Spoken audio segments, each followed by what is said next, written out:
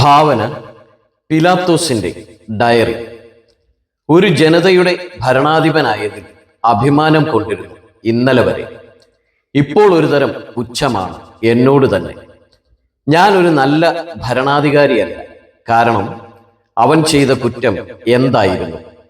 എന്റെ ചോദ്യങ്ങൾക്ക് ഉത്തരമായി അവൻ പറഞ്ഞതിലൊന്നും തെറ്റു കണ്ടെത്താൻ കഴിഞ്ഞില്ല. അവനെതിരെ പറഞ്ഞ സാക്ഷികൾക്കും കൃത്യതയില്ലായിരുന്നു. അവനെ കണ്ടപ്പോൾ തന്നെ ഒരു സാധുവാണെന്ന് എനിക്ക് തോന്നിയിട്ടും ഈ ജനങ്ങൾക്കെന്തേ തോന്നിയില്ല? അവൻ അവരെ അനുസരിച്ച് കാണില്ല. അവനെ വരുതിക്ക് നിർത്താൻ അവർക്ക് കഴിഞ്ഞു കാണില്ല. അതായിരിക്കും ഇത്രയും വിരോധം. അവനിൽ കുറ്റമില്ല എന്ന് പലതവണ ഉറക്കെ വിളിച്ചു പറഞ്ഞതാണ്. എന്നിട്ടും യാതൊരു കുറ്റവും ചെയ്യാത്ത ഒരു മനുഷ്യനെ വെറും ആരോപണത്തിന്റെ പേരിൽ എങ്ങനെ വധശിക്ഷയ്ക്ക് വിധിക്കും? ലോകക്കാരുടെ മുൻപിൽ എന്റെ വിലയിടയുന്ന പ്രവൃത്തിയാണത്. ശിക്ഷ വിധിക്കാതിരുന്നാൽ കൈസരുടെ പേര് പറഞ്ഞ് ഭീഷണിയും. മനസ്സാക്ഷിയോട് മല്ലടിച്ച സമയങ്ങൾ. വിജയം മനസ്സിന് തന്നെയായിരുന്നു. അവനെ ഉപദ്രവിക്കാതെ വിട്ടയക്കാൻ, അവന്റെ രക്തം കുലക്കളത്തിൽ വീഴാതിരിക്കാൻ പരമാവധി ശ്രമിച്ചതാണ്. അവനെ ചാട്ടവാറിനടിക്കുമ്പോൾ പ്രജകൾ തൃപ്തരാകുമെന്നും പ്രതീക്ഷിച്ചു. അടികൊണ്ടു തുടങ്ങിയപ്പോൾ ആക്രോശങ്ങൾ അതിൻ്റെ ഉച്ചസ്ഥായിയിലായത് അപ്രതീക്ഷിതമായിരുന്നു. ഇങ്ങനെയും മനുഷ്യരുണ്ട്.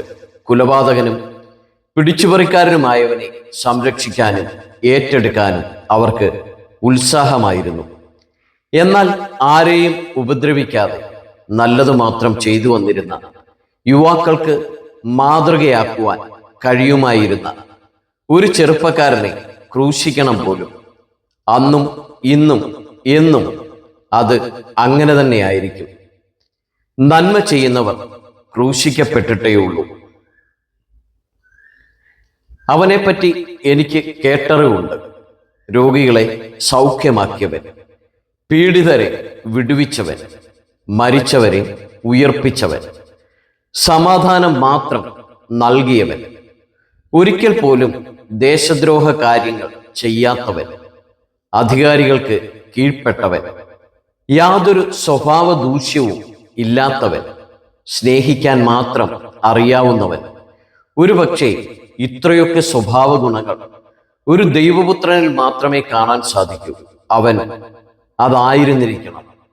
എനിക്ക് കൈ കഴുകുവാനേ നിവർത്തിയുണ്ടായിരുന്നുള്ളൂ. എൻ്റെ പാതിയും എന്നെ ഉപദേശിച്ചത് അതുതന്നെയാണ്.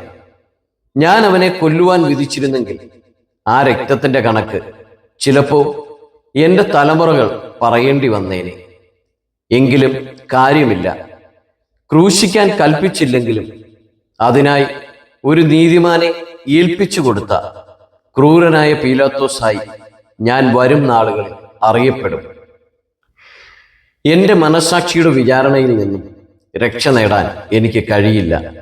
അറിയാതെയാണെങ്കിലും ഒരു നല്ല കാര്യം ചെയ്തതിൽ അവന്റെ ക്രൂശിന്റെ മുകളിൽ ഇവൻ യഹൂദന്മാരുടെ രാജാവ് എന്നെഴുതിയതിൽ ഞാൻ കൃതാർത്ഥനാണ്.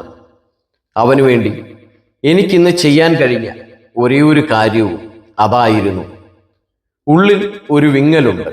മരിക്കുവോളം അത് മാറില്ലെന്നറിയാം. പക്ഷെ എന്തു ചെയ്യാം?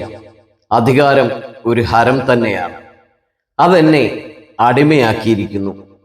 കൂടാതെ ഭയവും കീഴ്പ്പെടുത്തിയിരിക്കുന്നു. അല്ലായിരുന്നെങ്കിൽ ഒരു പക്ഷേ അവൻ ജീവനോടെ ഇരുന്നേനെ. ഇനിയും കടന്നു വരാനിരിക്കുന്ന ഉറക്കമില്ലാത്ത രാത്രികളിൽ വേദനയോടെയും ആത്മനിന്ദയോടെയും ഓർക്കുമ്പോൾ ഒരു മുഖം, യേശുവിൻ്റെ മുഖം. അന്തരാത്മാവിൽ അവനെ വെറുതെ വിടണമെന്ന് ആഗ്രഹമുണ്ടായിട്ടും അതിന് കഴിയാതിരുന്ന ഹതഭാഗ്യനാണ് ഞാൻ. ഇന്ന് എന്നെ തന്നെ വിശേഷിപ്പിക്കാൻ ഒരു പദം കൂട്ടിച്ചേർക്കുകയാണ്. പിലാത്തോസ്, നിസ്സഹായതയുടെ മറ്റൊരു മുഖം. മറക്കില്ല ഞാൻ അവനെ, നസ്രയനായ യേശുവിനെ. കാരണം അവനെപ്പോലെ ഒരുവനെ ഞാൻ ഇന്നുവരെ കണ്ടിട്ടില്ല. ഇനിയും കാണാനും പോകുന്നില്ല. ഇതുവരെയും ഭാവന കേട്ടുകൊണ്ടിരുന്ന എല്ലാവരെയും ദൈവം അനുഗ്രഹിക്കട്ടെ. നിങ്ങൾ ആദ്യമായിട്ടാണ് ഈ ചാനൽ കാണുന്നതെങ്കിൽ സബ്സ്ക്രൈബ് ചെയ്യുവാനും സപ്പോർട്ട് ചെയ്യുവാനും മറക്കരുത്.